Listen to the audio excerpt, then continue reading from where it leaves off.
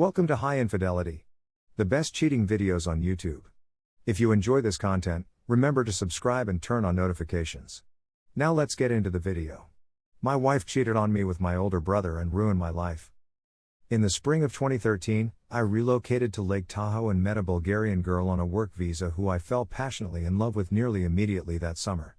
I'm a relatively laid-back guy, but when it comes to ladies, whether or not I'm attracted to them, I become worried and lose my calm. However, when I first saw this girl, whom I'll name Lily, I knew I had to catch her attention no matter what.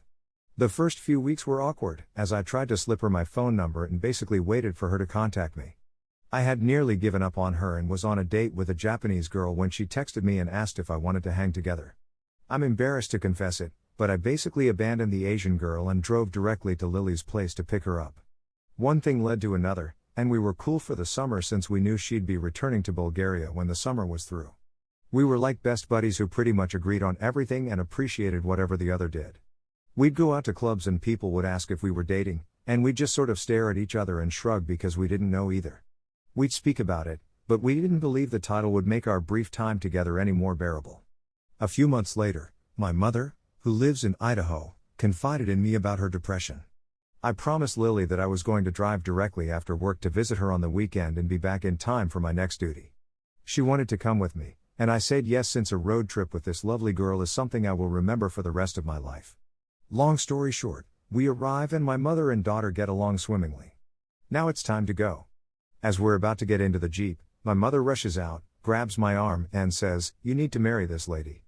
I was surprised that my mother would say that since she had never really supported any of my previous relationships, and here she is pushing me to marry a lady she had just met that weekend.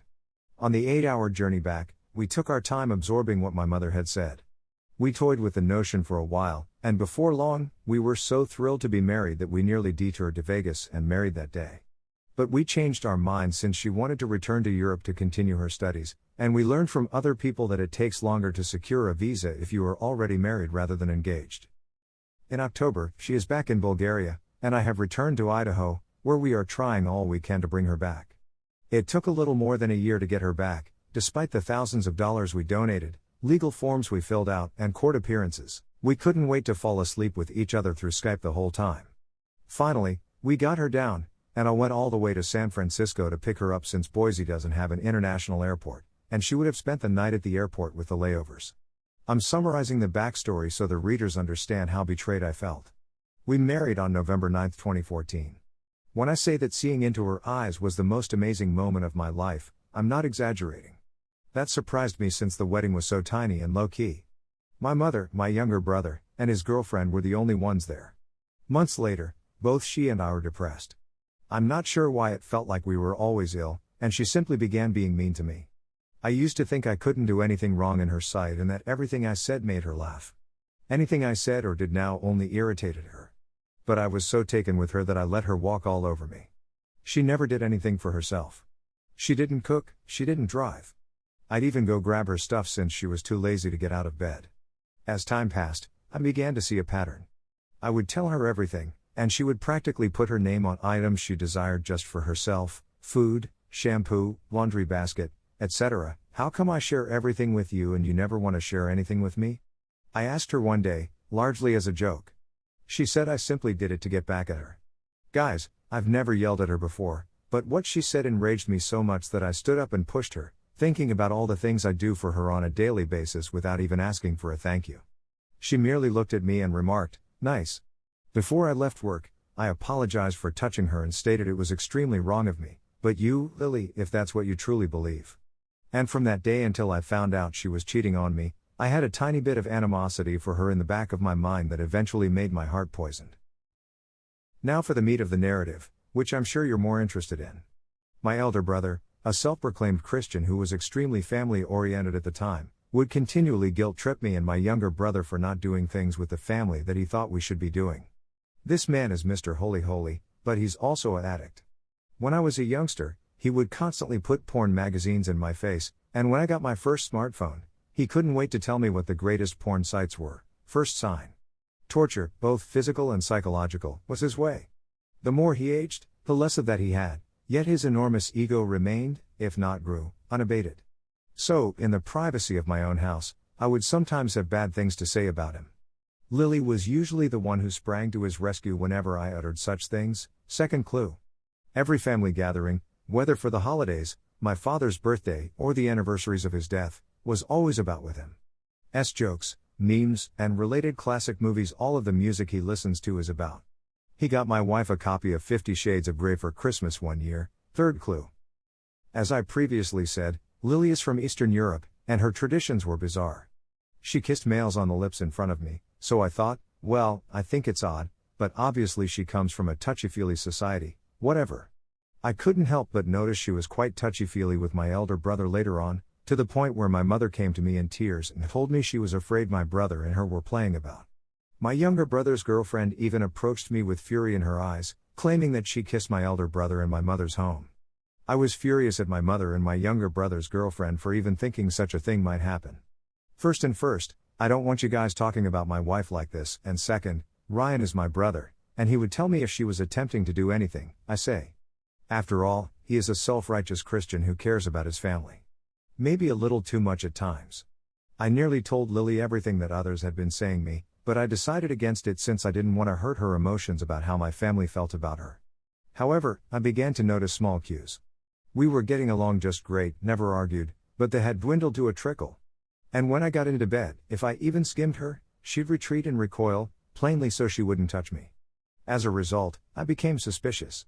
I found out the day I found out that me and her are in a fantastic mood with each other, which I believe caused her to let down her guard. We were watching Good Mythical Morning on YouTube when she started putting product in her hair, which caused her to halt the show to wash it out, and she claimed she'd be right back. Finally, she left her phone unattended. Thinking about myself, I can finally set my mind at ease knowing that nothing horrible is happening. I could tolerate flirting since we're all human. But what I saw stunned and bewildered me to the point that I couldn't believe what I was reading. Because this is my first Reddit post, I'll attempt to have the text connected in some way. At one point while reading, I grew so enraged that I couldn't see straight, making reading almost hard. I stepped into the bathroom quietly and questioned her about her connection with Ryan, and I could see the silhouette of her head fall down in shame through the shower curtain. My life had turned into a genuine nightmare at that point. I was so stunned that I didn't say anything to her, but wow. Drove out into the desert and sat and gazed at the mountains till the sun went down. I'd say I'm sleeping out there, but that's an exaggeration. For weeks following that, I slept on the floor. In retrospect, I should have had that BTCH sleep on the floor, but it only goes to show how much I adored Lily. And, regrettably, I still do, even though I no longer love her. When I got home from work one day and noticed her was sleeping comfortably in her bed, I nearly leapt on top of her and began smashing her face in with my fist. It was one of the most terrifying experiences of my life because I felt like I was being possessed by a demon. I locked myself in the bathroom and wept the most I'd cried since learning the news. I've been more sensitive to marijuana smoking as I've gotten older. If I smoke too much, it causes me a lot of worry. But this night, I had to smoke bowl after bowl after bowl to keep my down on the ground and not damage her. I've always been a really perceptive person, and no matter how high I got, I was simply exploring the depths of my mind. And I was getting irritated thinking about how this always happened to me after all we'd gone through to bring her here. But then there were the wonderful memories, and my rage was utterly eclipsed by the love and pleasure she offered me. I convinced myself that love really conquers everything and that I could forgive her with all my heart. I was so enthralled by these sensations that I went from wanting to bludgeon her to waking her up, kissing her, and telling her that I still wanted to be with her. How stupid I was. I informed her about my insights the following day, and she wasn't delighted. I figured she was still humiliated over being discovered as a cheater. I wanted to take her on a road trip as in the old days, so I planned a vacation to Oregon for April 20th. She promised not only to go on the vacation, but also to attempt to make our marriage work. She was behaving pretty distant the whole ride up there. I started caressing her leg like I used to, and I could see she was stiff. And, as if on cue, she began treating me like garbage once again. The only time she was pleasant was when we were at dispensaries and she was ecstatic about all the marijuana she was purchasing. Anyway, on the way back, we were detained at the border by Idaho State Police for possessing more than misdemeanor quantities of marijuana. To make a long story short, I told the police the truth from the beginning, and instead of charging me with a crime and detaining me, he just charged me with a few misdemeanors. I remember turning to Lily and saying, "Whatever happens, I'm pleased I'm going through this with you." I was anticipating something out of a movie, where she turns to me, the sun glittering in her eyes, to tell me whether she felt the same way. Yeah, I think, was the response. That was the moment I realized that no matter what I tried, it would never work between us again. Returning home, I was in so much pain, and Lily was on cloud 9. When I came home, I went into a profound sadness. Lily was sitting in front of the television, laughing as if nothing had occurred. My melancholy was ruining her day, so she inquired as to what was wrong. I snapped right away. What's the problem? What exactly is the problem? You've damaged not just myself, but also my whole family. And now I'm going to court for bringing you on a vacation that I hoped would rekindle our romance but instead made me detest you even more. Now I'm irritated with. And I said, why, of all people, Ryan? Why is it my brother? Do you have feelings for him? Silence. Do you love him? I said again, turning her around. She just glanced down and nodded silently. I punched a hole in my glass cabinet door and wounded myself badly. I then replied gently, you may want to go. It's going to become very bad. Don't come back until you're getting your stuff to get thee out. I yelled as she walked away. She walked away. I duct taped paper towels to my arm to help reduce the bleeding, but it only helped so much. I dragged my to Walmart, blood flowing and all, and purchased some bandages, enormous black garbage bags, and a massive Cambro container to put all her junk in. I'm sure the folks at Walmart thought I was insane, but I was in such a fog. I had blurry tunnel vision and didn't care about anything or anybody. When I arrived home, I turned on a few albums and began packing her stuff. Using the sole copies of images from our wedding, I named the bags socks, shirts, and miscellaneous. She arrived the following day and grabbed it, and I've only spoken to her maybe twice since. Only because we had to appear in court for the cannabis charges. And it would always ruin me. Do you want to play the really messed up part? I can't even look at previous family photographs with her in them since it's always her and Ryan next to one other. Not only that, but I'm unable to look at previous images in general since Ryan is in more than half of them. So this amounts to nearly 25 years of stuff that I now need to forget. And then there was this. I acquired a new laptop to start again so I wouldn't have to view her images or movies, and when I attempted to export the pictures from my phone, I somehow received pictures from my elder brother's phone. When I saw the thumbnails, I thought to myself, this looks like. When I got a closer look, I realized it was Lily's images.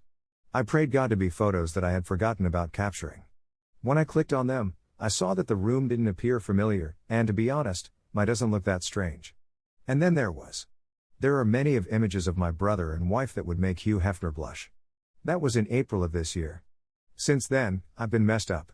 To fill the gap, I attempted one-night encounters as I used to do in my younger days.